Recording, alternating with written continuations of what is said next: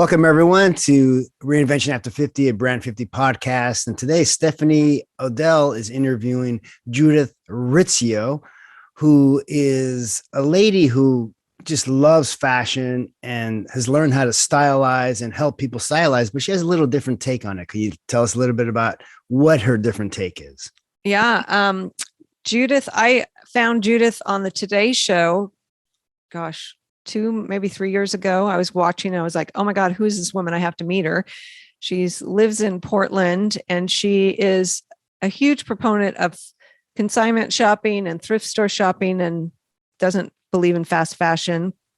And she used to own or work at a thrift store, and she saw that the trans community was coming in to shop, but they would say they were shopping for their mother or their sister, and she kind of would realize that they were shopping for themselves, but they were embarrassed or people were staring at them. So she started closing her store at night and inviting them to come back at night and shop without anybody staring at them. And this was a long time ago. It was really before any acceptance was out there for the trans community, the gay community. And so she's just super passionate about inclusion. So that transcends into age inclusion and gender inclusion, and just loves fashion, knows everything there is to know about fashion and the history of fashion. It's really interesting to work with her and talk to her about fashion.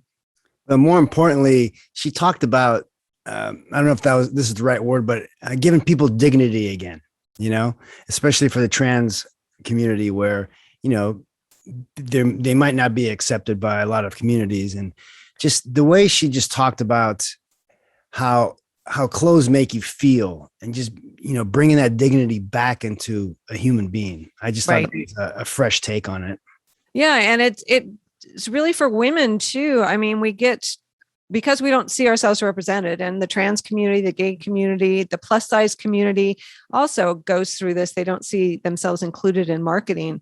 So it's really hard to imagine yourself being included in society when you don't see yourself represented. So, and she has such an amazing eye that she really helps people put things together in a different way, and also on different budgets, is very sensitive about that and making sure that the budget fits what the person can afford and where their life's at. I had the opportunity to actually shop with her. She was in the Bay Area, and she and I went thrift store shopping for 5 hours together. And we ended up at our last place, we ended up styling this woman. We couldn't help ourselves. She was trying these things on. We're like, oh, wait, let us see. Okay, you could do this, you could do that. And I mean, it was such a joy. You can see she gives joy to people, and by including them and making them feel dignified and included and just beautiful in their clothes. Yeah. And there's that one example where you're talking about, she has a sliding scale depending on the person's budget, because she's really into helping people. And she had a Zoom call with somebody, I believe in England, that said, oh, I love this dress, but I can't wear it anymore. And then she just made an alteration. She said, well, do this. And then it turned it into a halter top. And she goes, that was my go-to dress the whole summer, Yeah. So things like that, I just find very interesting. And I love how she talks about, she doesn't care about trends, because, the fashion industry, they'll give you a trend and everyone hops on that trend. They buy something for 6 months to maybe not even a year. And then they have to buy something else. And she doesn't even go by that. She just goes by what her eye sees. Yeah. And the quality too. It was such a treat to shop with her and have her feel things and talk to me and look at this and look how it's made. And, if you are on a budget, or if you want quality and unique pieces, going to consignment stores, going to thrift stores is really a treat when you understand kind of what you're looking for. So she has a great Instagram. You can get inspired by her Instagram. She does a lot of modeling up in Portland. She actually is on a job for me in New York right now. So that's super exciting. But it's great to have her out there and talking about inclusion on many different levels. All right. So let's listen to what Judith has to say. Well, welcome to another episode of Brand 50 podcast. I'm Stephanie Odell with Celebrate the Great, and I am one of the hosts on Brand 50 Reinvention After 50. And I'm here with Judith Rizzio today. Is it Rizzio? No, it's actually Rizzio. Rizzio. I'm sorry. I apologize. It has an I. Okay. Two Z's in Italian is like has a T sound, like pizza. Oh, There you good to go. know. Good Little to know. fun fact. Yeah, Rizzio. you got it. Okay. Judith Rizzio. And Judith and I met, gosh, I think I DM'd you a year ago, maybe more than a year ago now. It was a bit more than that. And she so kindly responded, which, when I was starting my gig at Celebrate the Gray and founding my company, and anytime somebody responded, and she had just been on the Today Show, so I knew she was inundated with people, but I was watching the Today Show, and up pops Judith, and she's talking about fashion and the 50 plus woman, saying all the things I love to hear, and helping women be empowered to celebrate their shape and learn to dress again if they feel like they're invisible, embracing color. Yes. But let me just read a little bit about you. Your love affair with fashion started in the Bowery in New York City.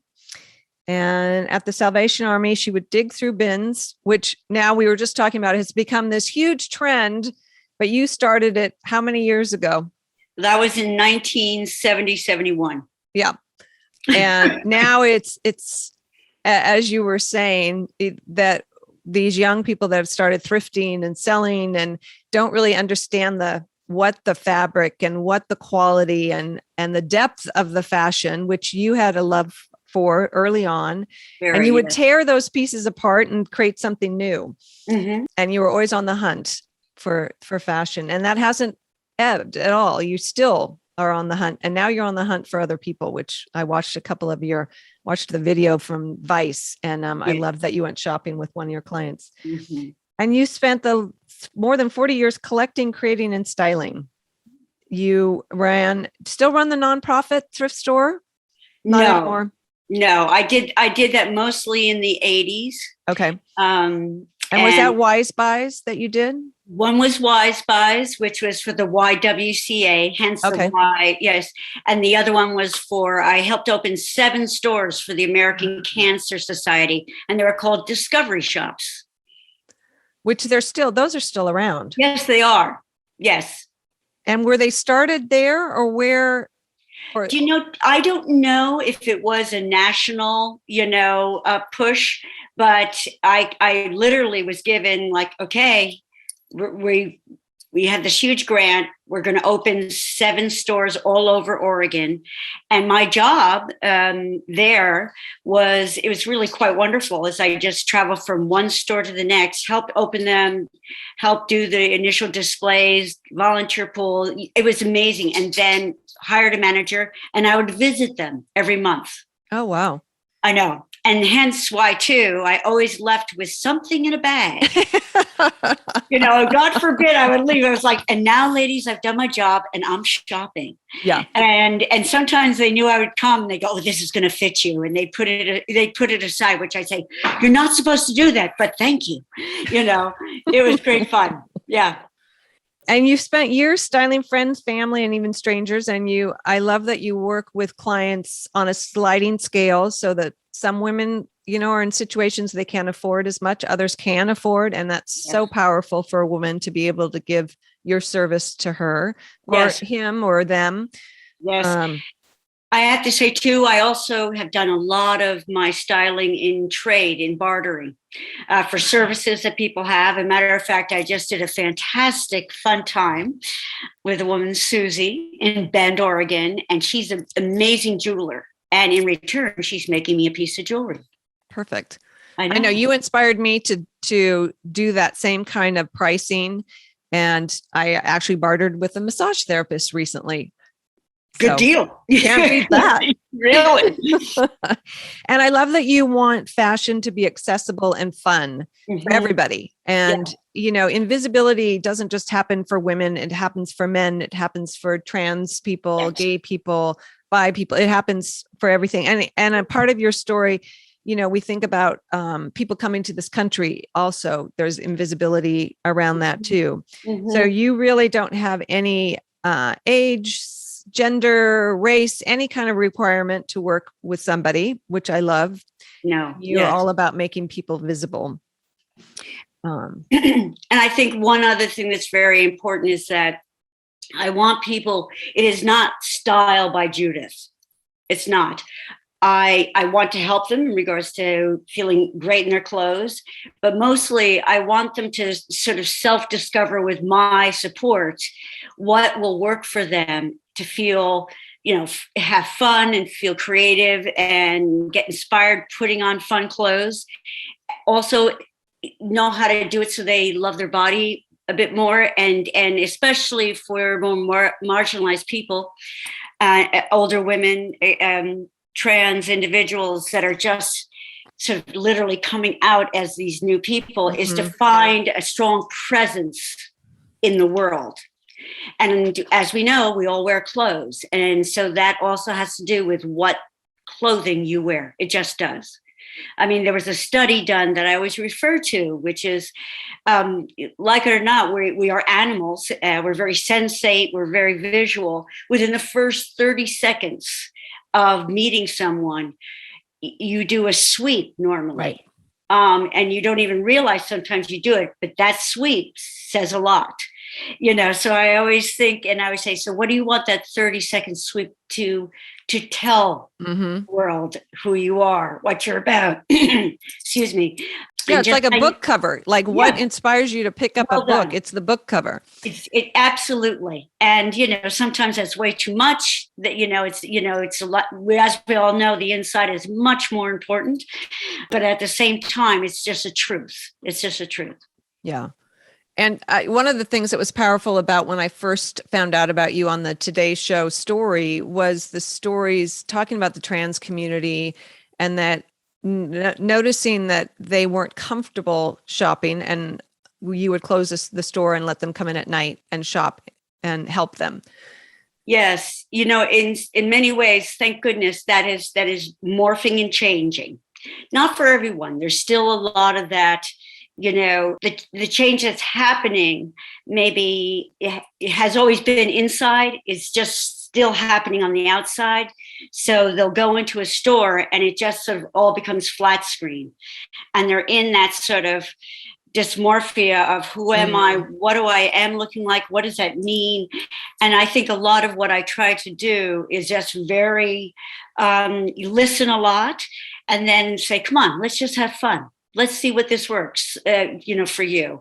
But in the 80s, very different story. Yeah.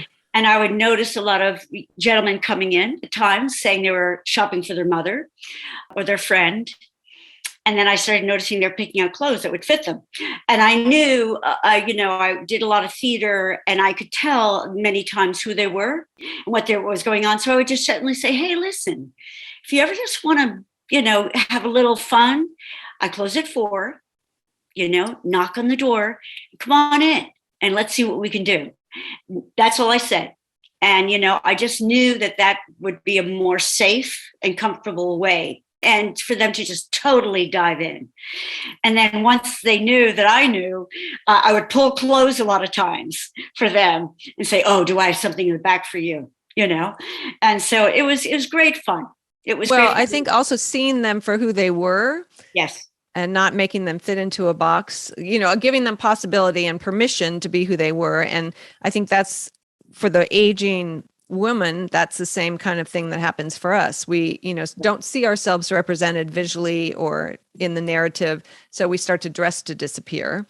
And then you just give somebody permission to be visible again, and start wearing color and pattern and print. And it's okay to be noticed. Yeah, that's one of the, it's interesting. And that's just not for older women. The work that I've done, I helped teach a college course last year. It was very fun. And it was, I talked a lot, it was a Zoom class. And we talked a lot about why do they not wear a lot of color? Or why is it that they wear more muted look? And they say, well, I don't want to stand out. And I was just so blown away. I was like, whoa, right. And I said, so can you tell me why that is? And check this out. They said, because when I am online or if I post anything, I get slammed by people that tell how ugly I look. Oh, no. Or how bright. And I just thought, oh, that's awful. That is awful. That the fact that they're not wearing especially bold colors is because they get completely trolled about it. And nice clown. One person said, "Wow, you sure look like a clown today in your polka dots." And I just thought, how unfair, Right. So it's been very interesting to discover that goes across the board. Well, I think too, it happens when we go into stores that we walk in and we don't see any visuals representing older women Oh yeah. or very few, so that you can't even imagine shopping in the store. Or you get, there's the stories of shopping that you kind of get sent to the back of the store. Yes. Is the other thing. Or, that the stores that supposedly cater to older women, the patterns, the prints are large and garish and not attractive, and elastic bands and bad fabric. And, it's like, well, when we get older, we don't want quality clothes anymore. And so thrifting, I think, opens up this opportunity, or consignment shopping, to get that quality clothes again. Yeah. That aren't so available. It's interesting. It reminds me of when I was having my children.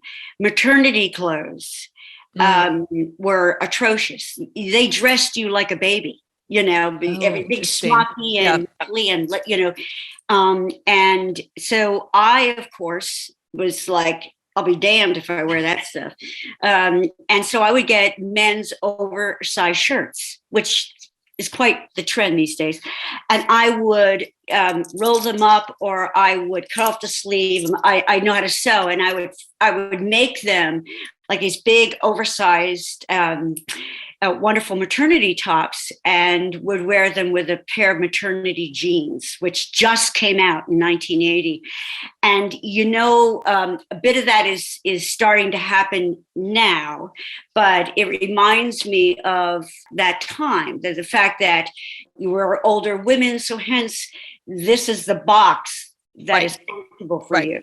And and this box is too young for you, or too bold, or if you happen to be larger, you don't wear patterns, and you do, they're huge, and it's right, which does the exact opposite of what you want, right? I mean, it's ridiculous. Or how dare you wear white?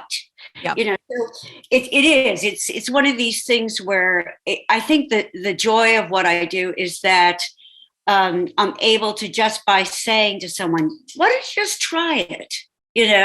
I'll hand them a leather coat or something that they never thought of even like putting on. And, they put it on, they're doing, oh, Judith, I never wear this. And they're walking over to the mirror, and then they stop and go, oh, this is fun. I think I could pull this off. Yeah. And it's this great thing. It's like, yeah, and if you didn't like it, you don't have to wear it. I mean, I don't push, my style or sense of who I am on them.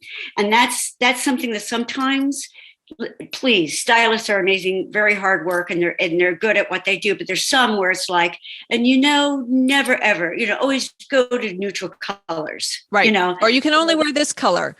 Yes. Like, no, are you a believer in the color palette? What's it called? Doing your colors. I'm like, wear color. What if you like the color? Wear the color. What are you talking about? Exactly. And, as a stylist, sometimes I'll look and I'll say, you know what? That's sort of washing out. What do you think? I always say, what do you think? And they say, I like it. I can see it with this other thing. I'll go, okay, great. I mean, but I mean, I'm there to help them, because they'll say, what do you think? And I'm pretty direct, as you can probably tell. But I'm not mean, and I'm not into like, I'm sorry, that's out of trend. Right. That's what, not a Pantone color this year, which I'm telling you, that is the best. That is the best of designer capitalism. Change the color every 6 months. Oh, right. And they'll follow. Yeah. And it's very true. I mean, I'm sorry to say, and they do it so that every 6 months, people who follow trends, they goose step with the trends, they go and buy the stuff. And it's normally not even that. It's very, because they do that, they can't spend a lot of money. Right. So really bad looking clothes a lot of times to keep up with the trends. I'm not bad mouthing. I wish everyone had the right to get certain things, but that tends to happen. Well, I think that goes back to the conversation about who's making these rules. That's right. And are you making your own rules? Or are you following somebody else's rules that are unrealistic and really not about who you are? Yes. And it's so easy to do that because we're constantly bombarded with marketing telling us this is who you're supposed to be in your 50s, 60s, 70s, 80s, 90s. Yes. So, yes. Well, you say you're a style activist and you're redefining aging. Talk a little bit more about how you see yourself in, I know you came up this way, but now you're in your 60s, how you're redefining that for yourself now. Well, especially after COVID, I am so surprised that I cleaned up my closet in the beginning of COVID. I had a lot of time. Finally, I'll do this. And I put, stuff in bags, and I'd been collecting for years. So I have a lot of stuff. And a lot of times I use that in my styling. I'm not just making excuses for why I have taken over the entire house. My husband has a closet this small, and I have closets this big. 5 closets. Including the basement. But with that said, just recently, I went back through those clothes because now that and I wanted to sell some of them and give some away. And I rediscovered things that I put back, I thought I was going to give away, and I reclaimed them because I'm finding that I'm getting I am really enjoying pushing that envelope, and putting patterns on patterns, because I've been doing a lot more of that and just experimenting again. So and I'm really enjoying the creative process more. And so the other day I was very fortunate. I had a modeling job for a very fun, take it or leave it. It's called a vintage/resale shop. And I brought some of my clothes and some of their clothes. And I all day styled myself in these clothes, and photos were taken. And I came home and my endorphins, I felt like I had just run a marathon. I realized I missed it so much. It really helps me just be a creative person. And I know a lot of people out there don't get that creative energy from dressing. Some people dread it, and I understand that too. It's just like certain things. I don't necessarily like to cook, but damn, I like to eat. But the thing is that I'm saying is that as an activist, why I put that there is that these words are very overused now, and but they work. I want everything that I do to be definitely inclusive. That goes without saying.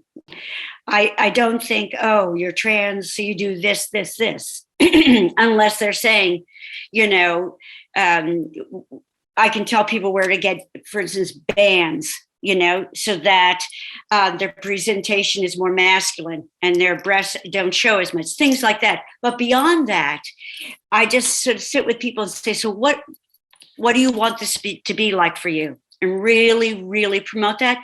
And then the most important thing is I believe strongly is the accessibility of fashion, including down to the fact that teaching people how to thrift so they can access nice clothes. Mm-hmm. And so in my life, to see that is pretty wonderful. I get a lot out of what I do. I get just as much, out of what I do. And I've always felt that way. I identify as being bi. And so my clothes, and I always have been, I actually have a drag king character. His name is Stephanie Stefano, and I look like an Italian man. And I have a mustache. And when I wear Stephanie's clothes, every once in a while, every woman should put on a man's suit. You'll be surprised to see how you feel. Mm. It's just wonderful to play and use clothing to enjoy your life more too. And some of the people that I've styled, they keep on sending me pictures saying, "Check this out, polka dots!" Exclamation points. So it's just really fun to see people sort of reclaim themselves wherever they're at. And that's hard sometimes because how many clients have said, I really want to work with you, but I have to lose 20 pounds. Right. Oh gosh. Yep. Have you found that? my God, it's just like, and I always say, well, okay. I mean, I'm not going to say, but how do you want to look now? Yeah. You So deserve. life is going to be put on hold until you do that. Yeah. So And yeah, and it's very sad because what happens is this vicious cycle of maybe the 20 pounds don't come off, so the self-hatred, so Yeah. you go deeper into the hole, so you don't dress nicely, so you don't do anything but put on your uniform for the day, and it doesn't really make you feel that great. Yeah. A lot of times, or you don't even know that you're not feeling great until you try something that feels nice, fits well, and you deserve it. Bottom line, you deserve it no matter where you're at. So, I mean, what do you, the 50 plus woman, let's focus on her. Yes. And your fashion is fantastic. I love how you mix and match, but it can be very intimidating to somebody to see how colorful and vibrant your clothes are. So for that 50 plus woman that's kind of stuck in a rut, her body has changed. She's doesn't want to be noticed because she's feels uncomfortable in the body. She's may have gone through with menopause. You know, how does somebody get started? What would be some tips and advice you'd give her? And it's really true. I love to dress. As you can see, I'm wearing my 70s fall colored shirt, and I'm really big on themes. But the thing I would say is, with all my clients, I say, we'll take this in baby steps. You tell me where you're at, and I might push it a bit and say, try this. What do you think? And a lot of times I even get more surprised because very quickly, by just someone giving them, and here's the permission to see themselves as someone that has style. There's so many meanings around that, or fashion, or they think someone's going to make them wear really uncomfortable clothes. Right. That is a number one thing, I get. And I mean, and it's really direct. It's like, and I don't want to be uncomfortable. I'm like, I dig it. I get it. And so we work together very slowly. And then there's sometimes people say, push me, go for it, And so I really listen. But like, for instance, even if it's sort of a splash of color or a print, you can do that, like have it be just your belt or your purse or a scarf. See what that feels like. You don't have to go, whole hog right from the beginning, especially when this is new. But you'll be very surprised, especially if you start doing these things around people who know you, right? Your loved ones, your good friends. I will tell you, the first thing they'll say is like, look at you. I love your scarf. Wow.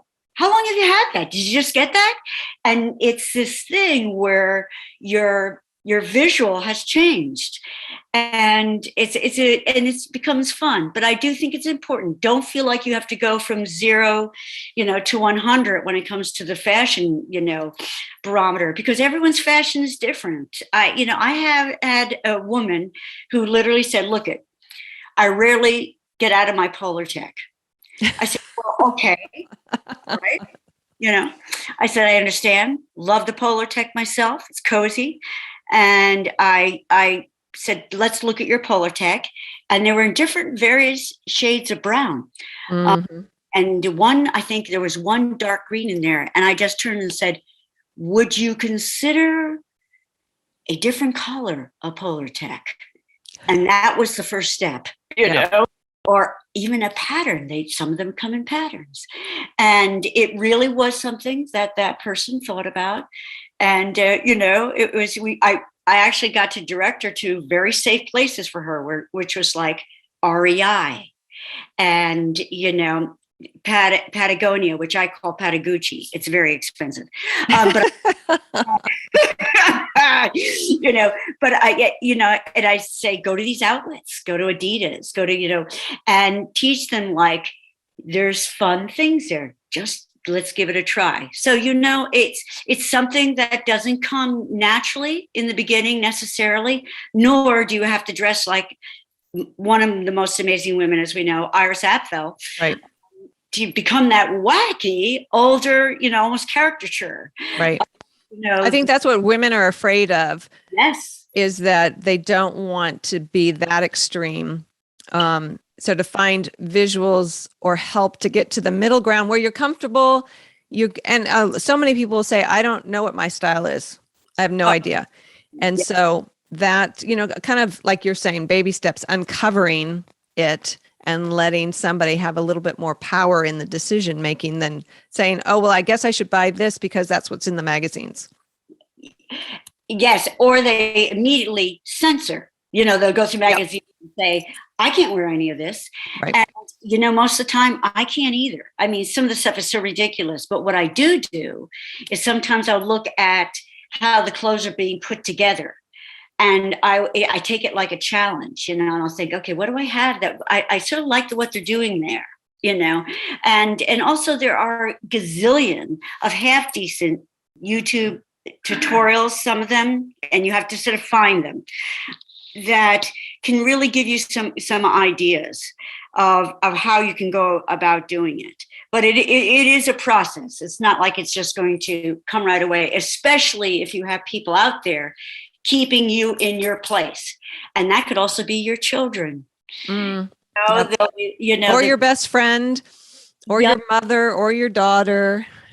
And a lot of it too is sometimes it feels almost unnerving to them that you'd be doing this and changing your style or going, and you'll hear a lot. I hear a lot.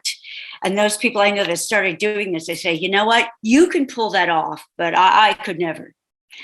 And I'll say, well, maybe you could try it, and as a stylist, I'll say, why don't I bring over some of my clothes? You have to buy some, that I have. And I have clothes of different sizes. So I can show them like, okay, so this is a pattern blouse. You're wearing pattern. How does that feel?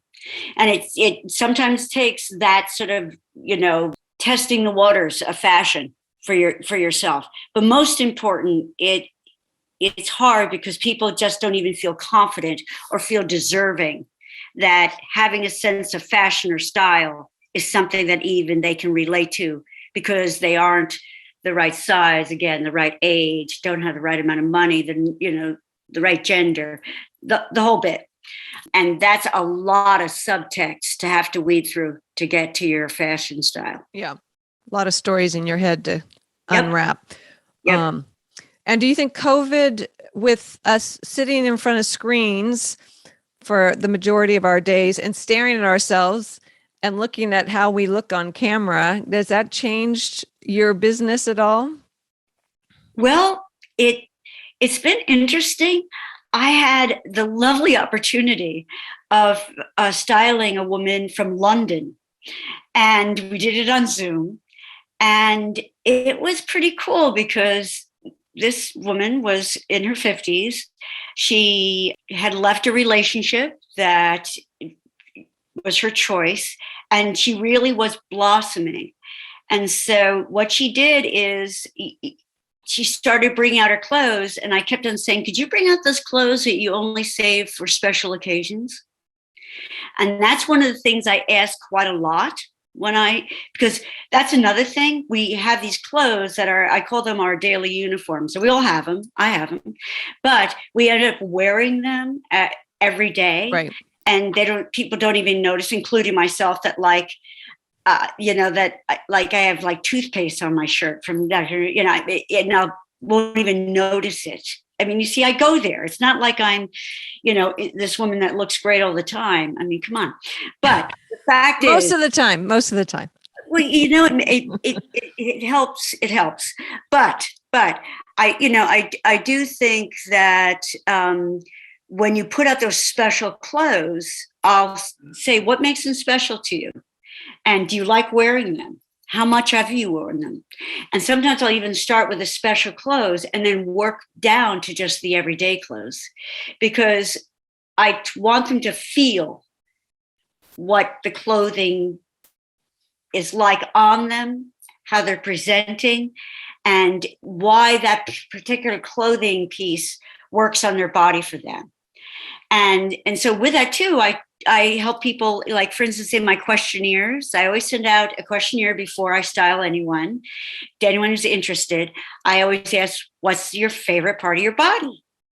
And it's normally like my arms or my legs, and then I don't ever say, and what's the part of your body? Right. Never. I put, and what part of your body would you like the eye to be distracted from? I like that way to say that.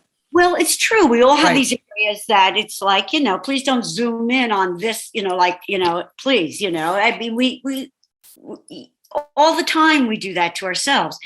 And it's interesting because the list can be like this of that category. Mm-hmm. But what I do is I'll say, in the questionnaire, you told me that, that your shoulders are too small. So let me show you with some fashion. I call it the illusion of fashion. So much of styling is knowing how you can put clothes on a body to make your shoulders a little bit wider, so it's more balanced with the lower part of your body, or it gives you, again, that sense of proportion. Right. And those type of fun things, when my clients, they hook into. So when I was doing this thing, back to this woman from London, we had this great session together. And not only did we use the clothes that she had, because, we weren't doing this in stores, but I was able to, one thing I love to do too when I style, because I know how to sew. I took a skirt that this woman had and I said, can you do me a favor, sweetheart? Because she didn't like the skirt. It didn't fit her right there. And it wasn't the most, it just didn't fit her well. And bottom line, she didn't like it. And she was going to toss it. And I said, but boy, look at the colors. And I said, do me a favor, move it up. And I made it for her. I showed her how to go to a tailor, and we took a belt and we made it into a halter dress for her because she was going to go on a trip where it was a warm climate. And she said, I can't begin to tell you. And then we talked again after the trip. She goes, that was my go-to dress because everyone. Oh, wow.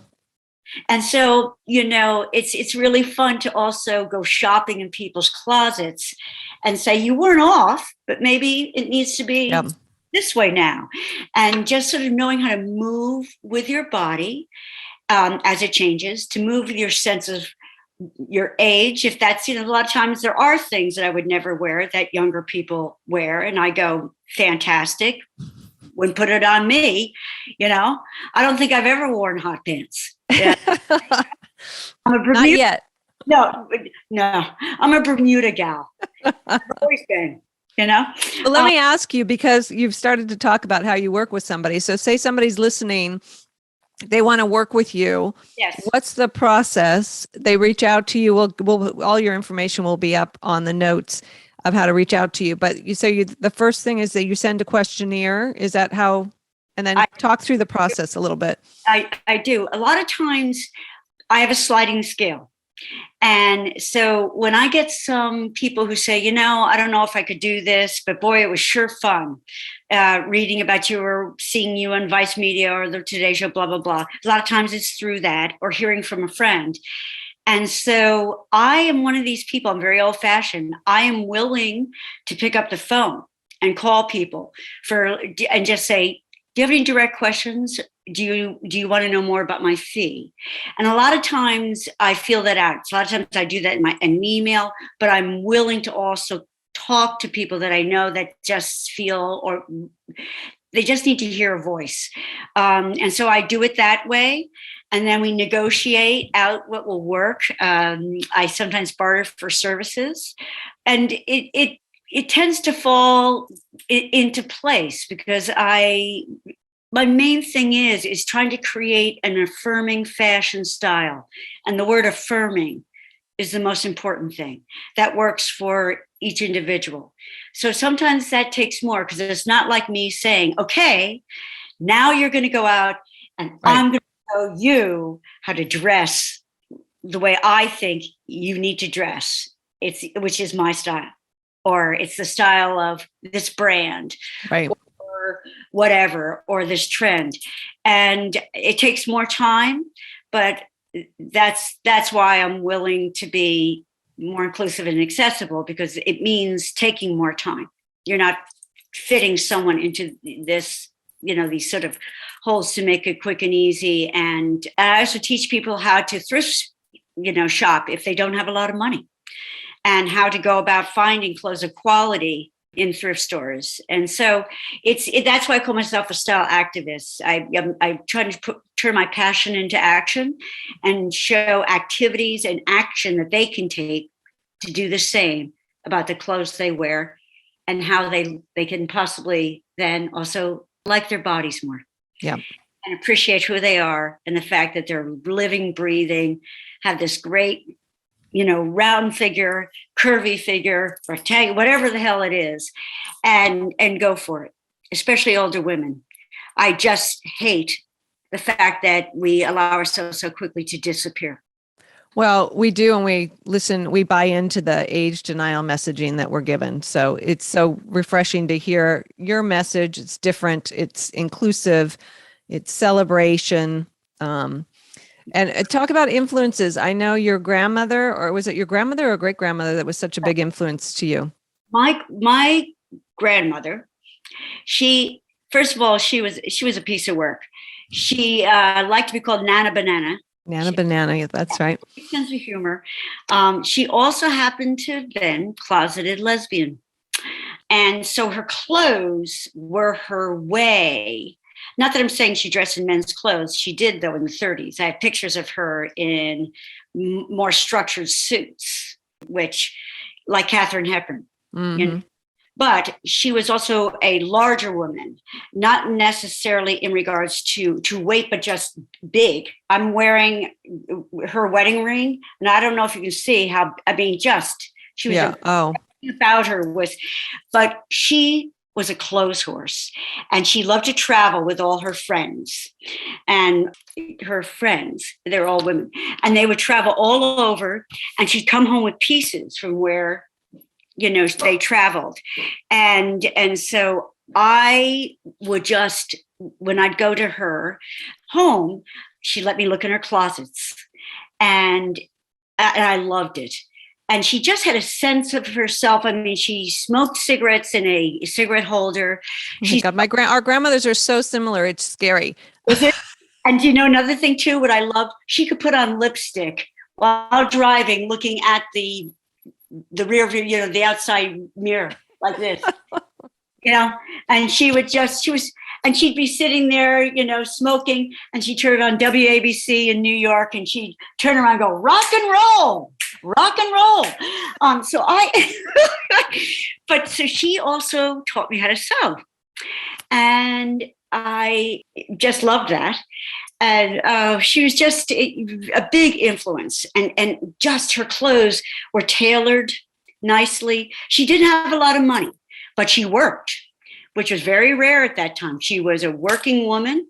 She was one of the first dental hygienists in America. Mm. I know, isn't that wild?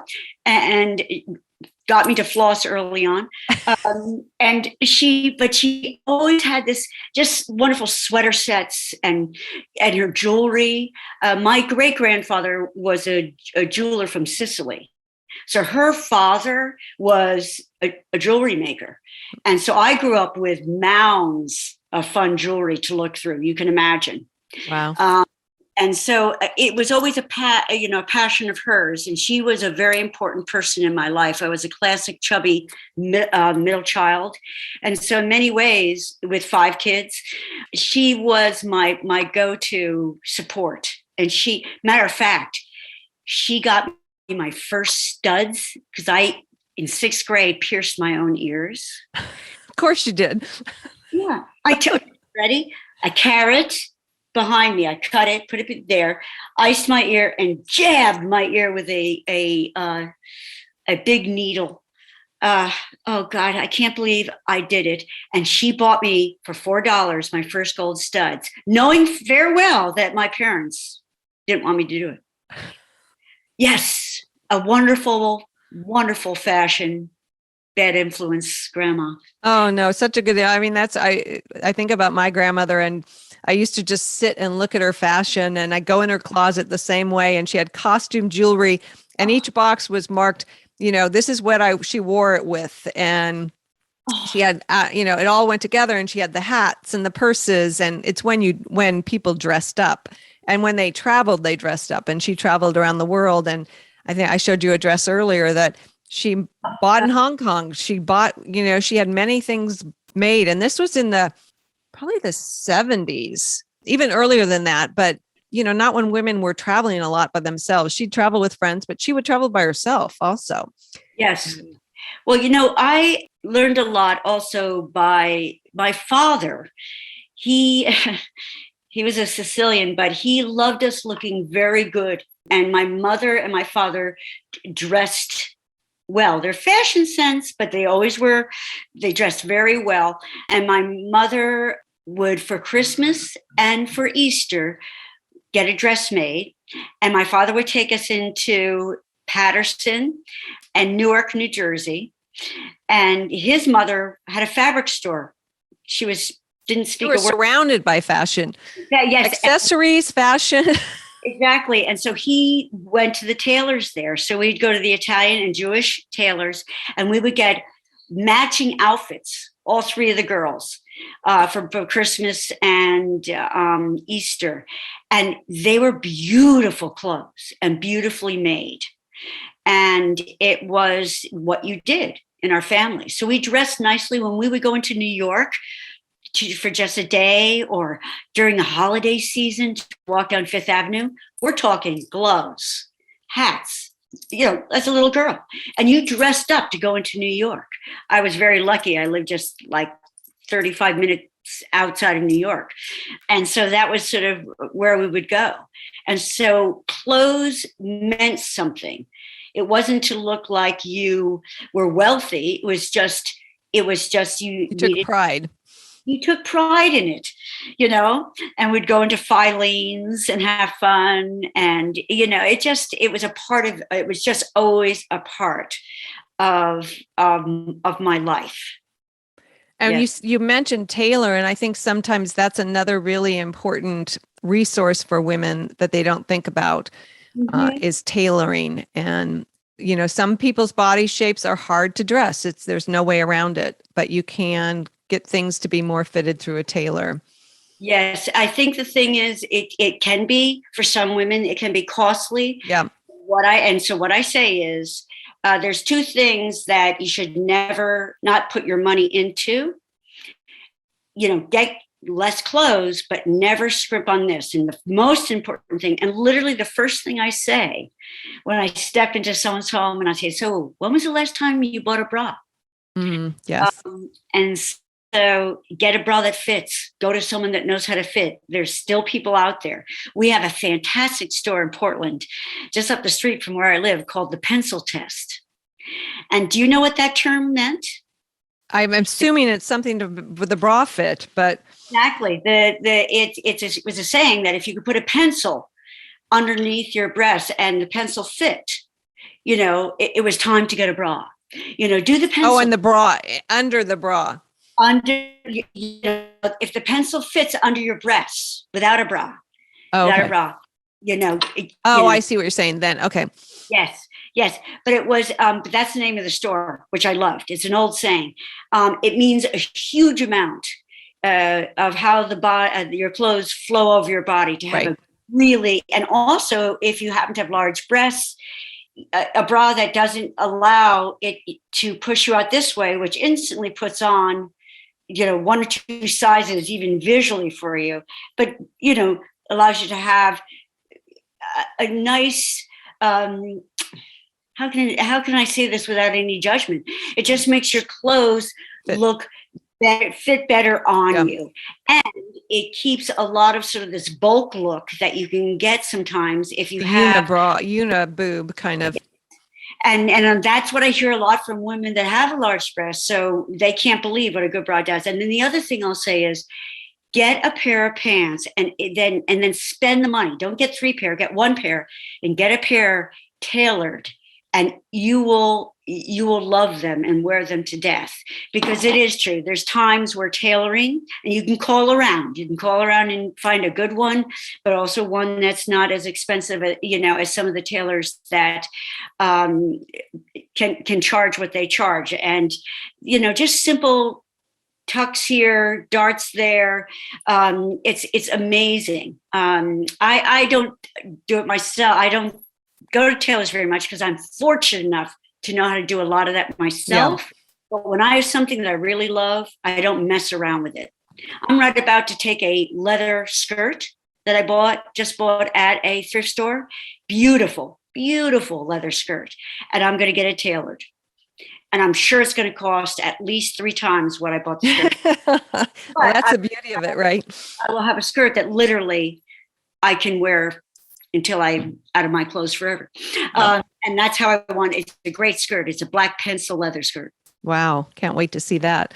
Yes. And then are there any brands, I know when you were talking about men's clothing, and I know some of the brands have started pivoting. Uniqlo is one of them that shows men's shirts and styled on women. Are there other brands that you direct clients to that are modern and cost, they're not too costly? And I wanted to say this, many stores are realizing the importance of finally creating more androgynous clothing and unisex clothing, and also clothing for all sizes. And they're not putting it in the back of the store, as you mentioned before, but just right in there with all the other sizes finally, so it's not like when I was a kid, I went to the chubby section, and I mean, there was a sign that said chubby. And boy, that did wonders for my self-esteem. Yeah. But anyway, yes, there's stores out there that I really love. One, and I want to be very straightforward, one I actually model for is called Wild Fang. Their clothes are mid-range. They're not inexpensive, but they're incredibly made well. Like all their seams are bound. They're clothes that you can wear a long time, and they fit various sizes. And I love them. They're fun, great colors. They're sort of my fun special, like, let's hit this store and see what we can find. And they're online though too. Believe it or not, I had a friend that, and again, I know this is tricky, but because you have to look at too about sustainable fashion and all that. But she went to Old Navy. Old Navy is now putting in large sizes. And I'd say that because a lot of my friends say, if you're a large woman, it never happens, and I dig that. I really, but I have some friends that say, no, I shop Old Navy, and I'll go, okay, then, check that out. Another one that can border back and forth sometimes, it can be more of like an Everlane can work sometimes. But the other day, I had this fantastic woman, identifies as a woman, but loves androgynous clothing and always wanted to have a classic tailored suit. And we went to a men's suit making store. They welcomed my friend, my client, in with open arms, and you would not believe the beautiful 3-piece suit that they made for her, and along with 3 matching shirts, and it was extremely affordable. And her happiness, and she says, I now walk into, she works, ready for this, she works like out in Walla Walla, and she works in a environmental job. And when she went to the meetings with the guys, some of them were sort of the other meetings where you got more dressed up. She always felt less than. So she now wears her suit to all those meetings. And she said, I just needed to show them that I can wear a suit well. Yeah. But that statement meant a lot more. Yeah. Which you're saying, I'm just as qualified, you know? Right.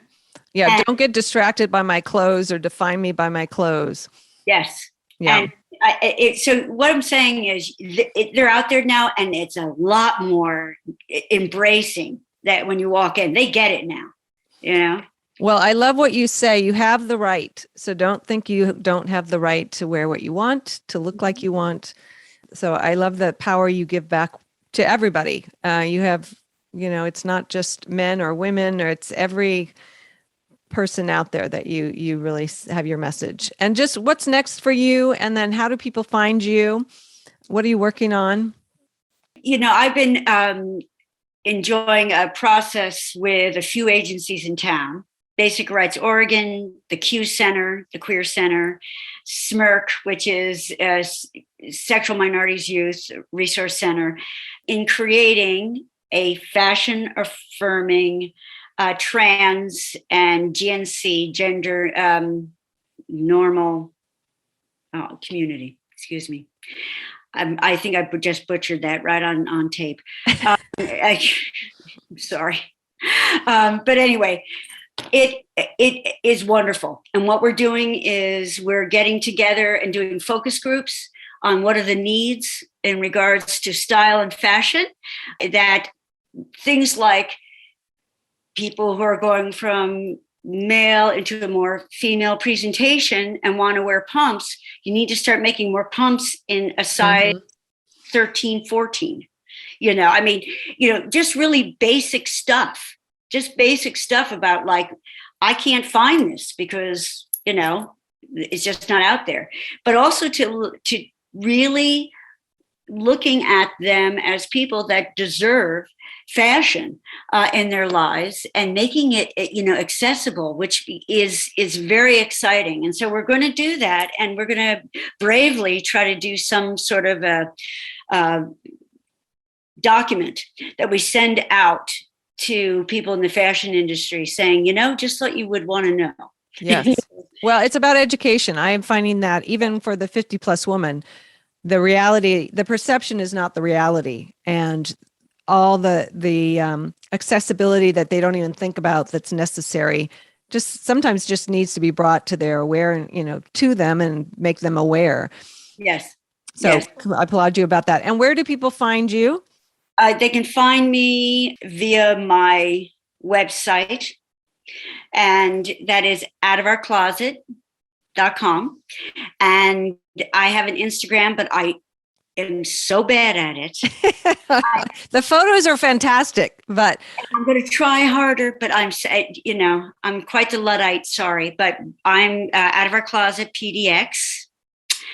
And, you could also go and look up Narratively. It's a great online publication that I was fortunate to get on.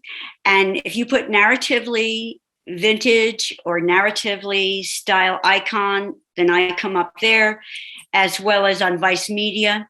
They did that was a great piece. I will include that in the new notes because it was a great piece. Yeah. Well, I so thank you for your time today and all the work you're doing. I know you and I get to work together and collaborate. You're one of the Celebrate the Gray models. So I'm out there shopping Judith all the time because I think her story and her face and everything about you is so inspiring for other women. Can I just say back to you, Stephanie, when I talk with you, it is so nice to have a kindred spirit that enjoys what we do, but mostly also really appreciate what we're able to do sometimes for women over 50. And you do an amazing job at it. Oh, thank you. Very fortunate to have you out there, for sure. And I feel way lucky that I can be a part of it. So I'm very serious in saying that.